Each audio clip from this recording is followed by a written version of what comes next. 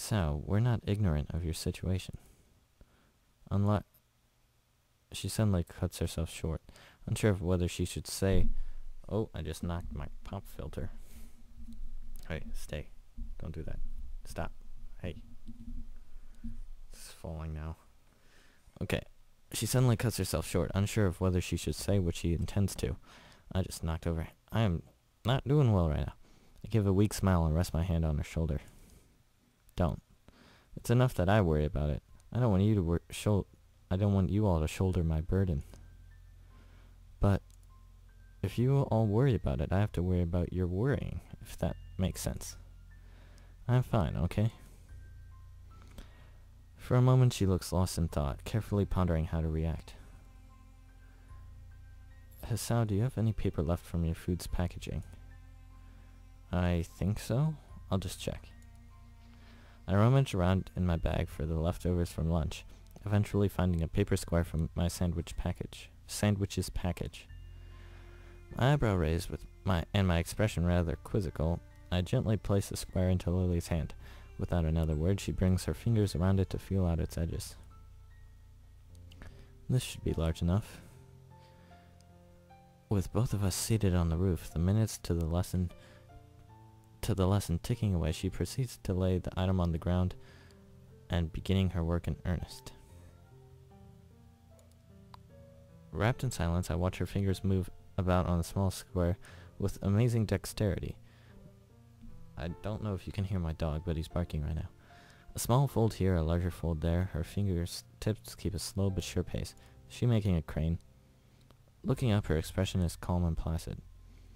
The fact her face is pointed well above the sheet in front of her makes the sight of her work all the more curious. Her shoulders slump after finishing one final fold, her work apparently done. It's only when she holds up the item in her hands that I realize what it is.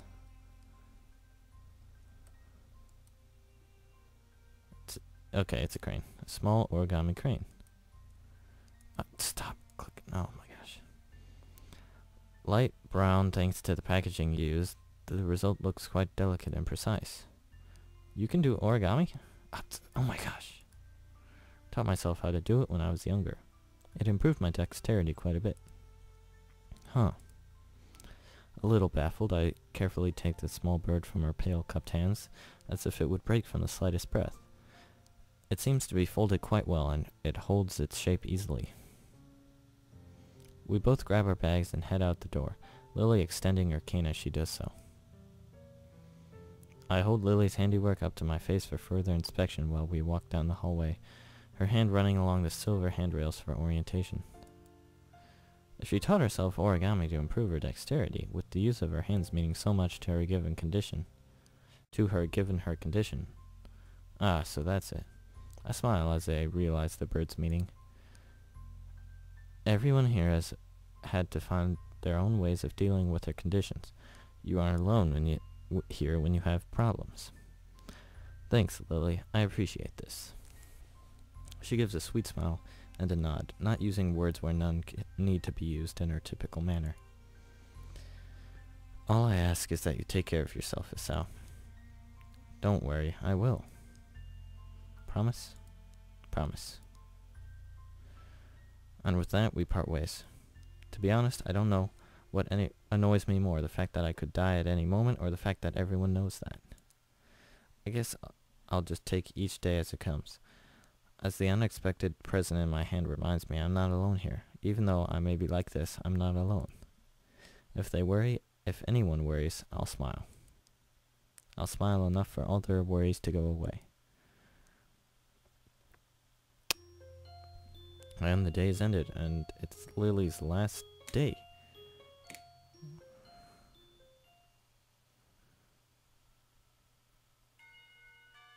The moment the bell rings out, a collective sigh of relief comes from everyone. Much of the morning's been taken up by a droning lecture on stoichiometry, a topic entirely unbefitting of the insufferable heat permeating the classroom. Stoichiometry. I know that word. I am just complete. I should know that word. Why am I blanking right now?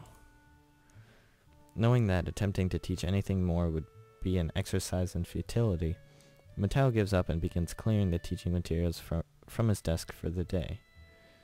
A meaningless banter starts filling the classroom. I notice Hanako's getting up and coming to my desk. She's been a lot less withdrawn lately, something which gives me a small measure of satisfaction. Hello, Hisao. Hey, wanna go pick up Lily then? It's close to the time when she needed to get going if she's gonna make the flight. About that. She said she might be held up a bit by her classmates. I suppose that makes sense. Her class usually gets off a little earlier than ours, so Lily would normally have just come to our classroom. Her class must be sending her off. Well, never mind. We can wait outside her classroom for once, right? We can wait outside her classroom for once, right? She gives a small giggle before nodding, the two of us taking our things and leaving for 3-2's classroom. When we reach our destination, I stop in idle amusement at the scene inside. One of the shorter girls from the class has Lily wrapped in an enthusiastic hug, her head no higher than Lily's chin. Her other friends, of which there are several, are gathered around her as well. Lily simply smiles kindly and hugs her back. I guess Lily must be pretty popular. Compared to Shizune's harsh but fair dictatorship of 3-3, Lily seems much more like a mother figure for 3-2. To say nothing of her height and looks. Kenji's pointedly cool demeanor as he packs up his things at his seat in the back of the corner of the classroom is expected.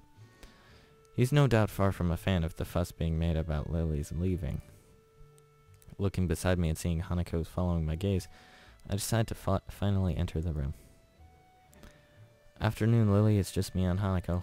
Oh, I scrolled. Hanako withers noticeably when exposed to the din being made around Lily. Try as she might, I doubt she'll ever completely get over her social anxiety. Hello. Lily manages to work out our position reasonably well, her classmate detaching herself without a second word. A look of slight exasperation is written on Lily's face, though I can't say I blame her. Hello, Hisao, Hanako. Do we have much time before the flight leaves? I give a quick glance at my watch. Taking the trip to the airport into account, there's a good 10, maybe 15 minutes left, while still allowing for contingencies.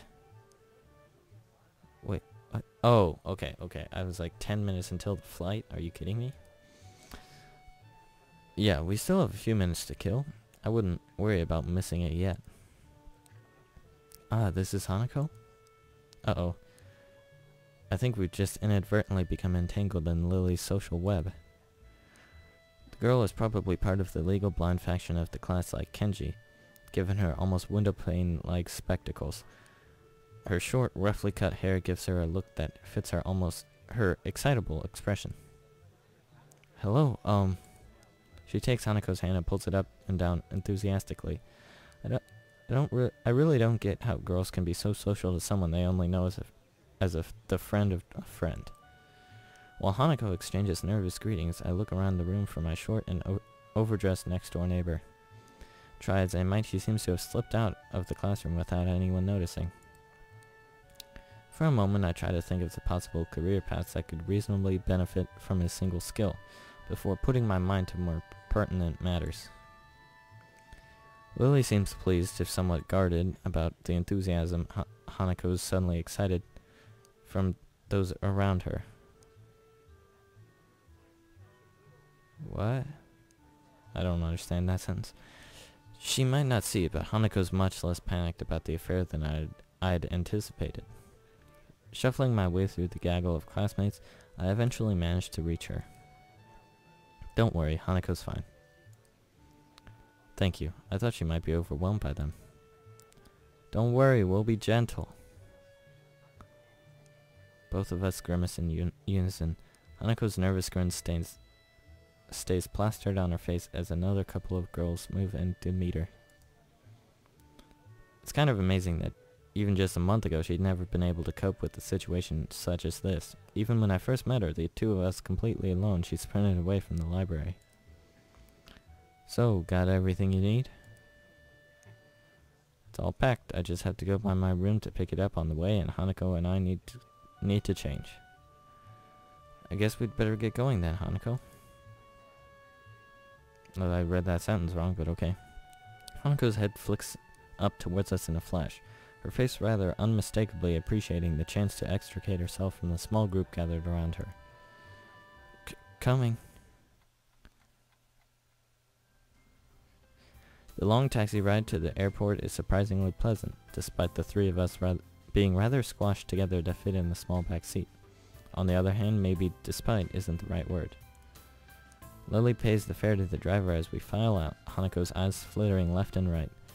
Thankfully, there aren't too many people around, most of them being inside the main building rather than milling around outside. Oh my gosh. What was his name? Yeah, Hideaki.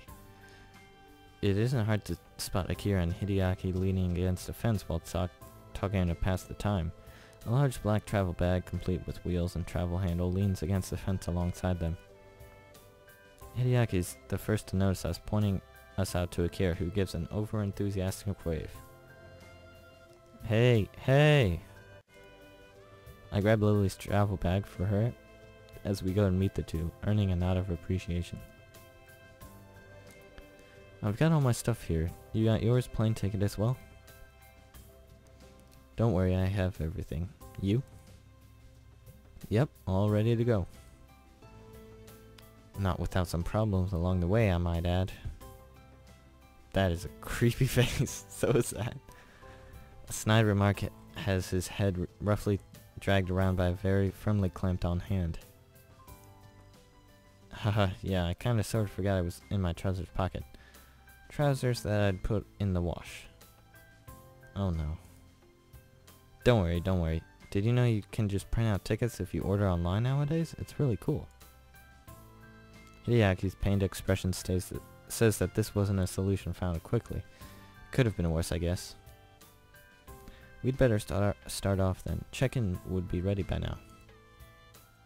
Yeah, you're right. There's a certain amount of wistfulness in both their voices, to say nothing of the people left behind. Meeting their family again after all these years would be big for them. Lily. Hanako wraps Lily in a gentle hug to say goodbye, one which is warmly reciprocated. Lily and I share a brief hug afterward, each of us saying our goodbyes. Besides us, Akira and Hideaki break off from a small hug and a word or two between them. It would probably look quite nice if not for the almost comical height difference between the two. Lily takes a hold of her sister's arm. Once all that needs to be said in farewells is said, the two walking past the huge glass doors. Goodbye, Hisao, Hanako. See ya, don't do anything stupid, shorty. We wave at them until they disappear from sight in the throng of people moving about inside. That's the second time I've seen that word this session. And then we're alone. Well, that's that. I turn to see Hideaki's already beginning to walk off. See ya. He throws his hand into the air in a manner I'd expect of Akira. In the end, it's just Hanako and I left standing outside. I rest my hand on her shoulder. She absent-mindedly gazes toward the front doors of the building, as if she might catch a glimpse of either of the two before they disappear. Don't worry, the time will pass fast. She hesitates for a moment, but eventually nods. With the scorching heat of the summer sun beaming down on us, we make our way to the nearby bus stop. It's strange, really. Just when I'd begun to see Lily differently, I kick my microphone. Ow. She lives on what almost feels like a pilgrimage to the past. She leaves on that. In a way, though, that's just what I've been doing since coming to Yamaku. As much as I may reflect on everything that's happened to me, I really am hardly unique. Everyone has their own circumstances and separate paths to get where they are now. Yet I still can't really work out how I should proceed. My life may practically have been reset, and I still can't find anything that satisfactorily fills the hole I still feel in myself. Maybe Lily's leaving will be a good thing for me. Without her to lean on, I'll need to do more for myself. I'll have to be there for Hanako as well. Feels strange to have so much changing so quickly after my months in that hospital that seemed to exist so separately from reality. But that's all the more reason for me to keep focused. I can't let any opportunity slip out of my fingers in my attempt to rebuild my life. Fade to white. What's going on? Heart attack? Please say no. Oh, Act 2. Or 3. Present. Oh, and then future. Okay, ow. Stop kicking. Microphone. Leg. Okay, that's cool. You know what? I'm gonna save it here. Day by day, I will continue you later. Yeah, so Act 3 will continue